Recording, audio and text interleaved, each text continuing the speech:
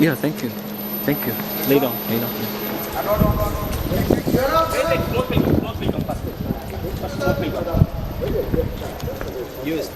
Yeah, first smoke will come. Smoke will come.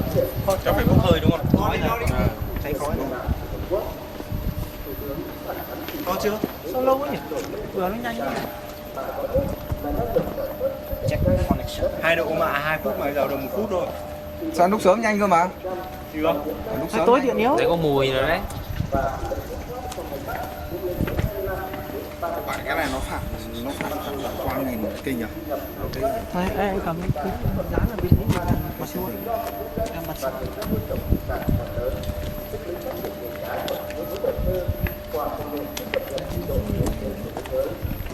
Smoke has started. Yeah, I can feel the smoke. Wait. Around it is 170. I think now the time is, the temperature is 170. Mai mốt mày về để tao làm mày còn nhanh hơn mày. I told you, no, 170. It's 170. Yes. Yes. Stop. 189.